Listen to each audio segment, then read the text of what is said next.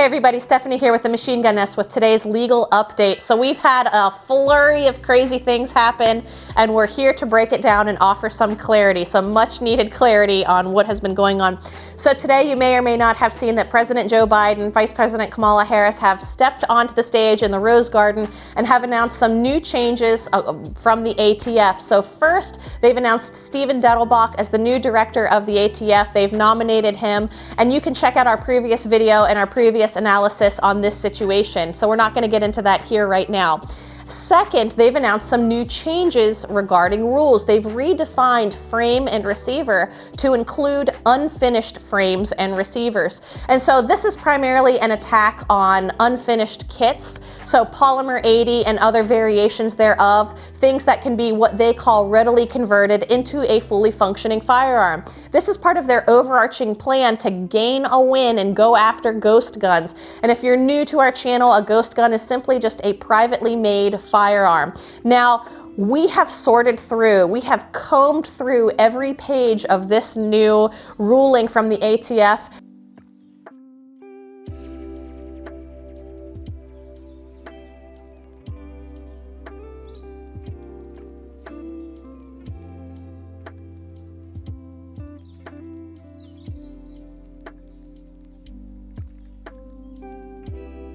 And we have found that you actually can, as long as your state does not preclude you, you can still manufacture and own an unserialized, privately made firearm. So I'm going to actually read to you from page 309 from the ATF itself.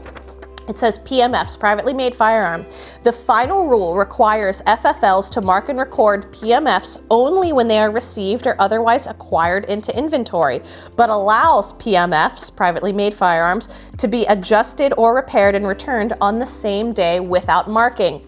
So we've been just getting inundated with messages on every platform, and people are saying, I have a privately made firearm. Am I allowed to still be in possession of this? Am I still allowed to have this, transfer it, sell it? What can I do with this? And the answer is yes, you still can have your ghost gun. You still can have your privately made firearm. The only time you would actually now be required to serialize it is if it has some problems and you're checking it into a shop like ours for some work, and then we could serialize that for you. And there's a list of who can serialize and how that's done properly. But we're not going to get into that in this video. So this is primarily an attack on those 80% kits. And the reason they're going after those 80% kits is that they feel like it is really easily convertible to a fully functioning firearm by a common person with what they deem as common hand tools. So what's interesting is those would now need serialized because they're defining that parts kit as a fully functioning firearm, even in its unfinished state. But that does not preclude you whatsoever from going the route of 0%. So if you haven't yet, check out this really cool company called Defense Distributed. They made a really cool product called the Ghost Gunner 3. It's fully functional. You can go check out their website and you can actually buy a block of aluminum. They'll sell it right to you and everything you need to do to move forward from there to create your own privately manufactured firearm.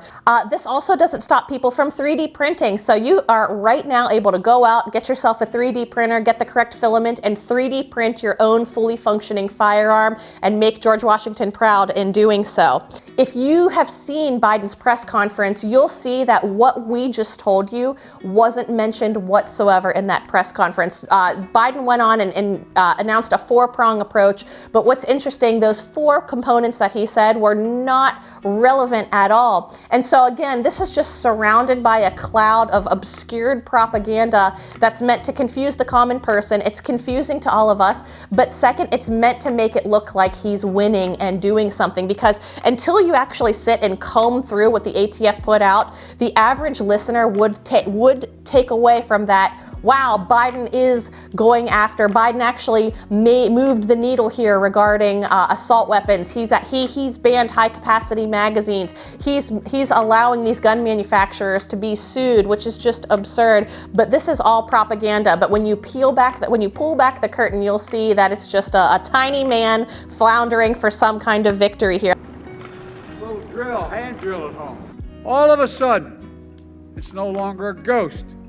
It has a return address. If you buy a couch you have to assemble, it's still a couch. If you order a package like this one over here, that includes the parts you need, the direction of assembling a functioning firearm, you bought a gun. So in his press conference, here's what he said. One, that he's going to go after rogue gun dealers. Now, he announced this stat that I think hurts his case rather than helps it. He said that only 5% or less, so only 5% or less of FFLs are selling 90% of the guns used in crime. And so if that's true, I mean, most gun shops are adhering to the law. So I thought that was strange. Second, his intent to disrupt gun trafficking. Well, who doesn't want to do that? Again, this is just nothing but a fluff piece to make it sound like he's harsh on crime here. He also said, strangely, that he's interested in paying criminals who have served their time and providing housing and free things to them just for serving their time, which is just ridiculous. Point number 3, he said he was going to put forth universal background checks, put forth a blanketed ban on assault weapons, ban high-capacity magazines, and also remove immunity from gun manufacturers. And then his 4th point was the announcement of Stephen Dettelbach as the nominee for the director of the ATF. So overall, there's a lot of uproar around this, but when you peel back the layers, you can see that this is creating more infringement on our rights. And despite all of that, what we talked about, the biggest takeaway here is actually for us FFLs, the change in record keeping. Now, previously, and as it's always stood, if you went out of business before 20 years of being in business, you would have to maintain those records. So you're looking at 2 decades of record keeping. Now, we know that from time to crime, from sale to crime, is typically 7 to 10 years. It's often a lot less than that.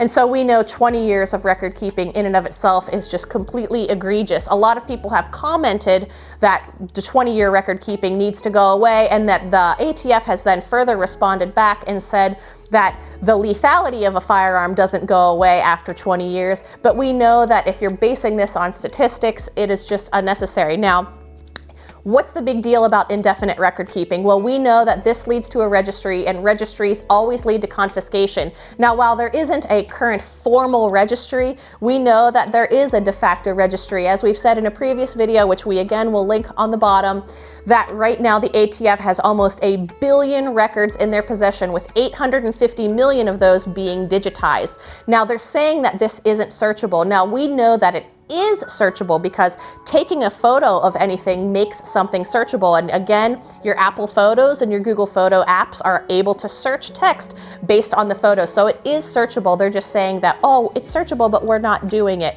I don't believe that. Now, this is a hill that everybody needs to die on. I know so many people don't care about these nuances of gun policy, but when confiscation happens, that's when your country truly goes down the tubes. Our Second Amendment is what keeps us from being China right now. Right now, Shanghai is on lockdown and people are screaming from their balconies because they can't access food. It's what keeps us from turning into Australia and being put into these camps for being suspected of having a cold. It's terrifying, and to think that those things won't happen here because our country is wealthy and white predominantly is just utterly ridiculous, and you need to pull your head out of the sand.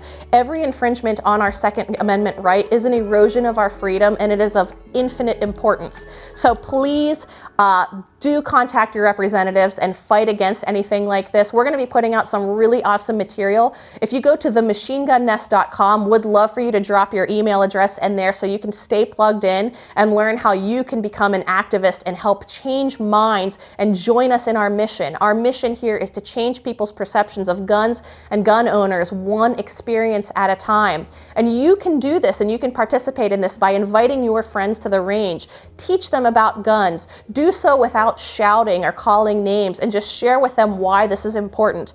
We see minds changed all the time, and you can take a part in preserving our freedom and keeping our country a great place for all of our children. So if you haven't yet, hit subscribe and we'll keep you updated.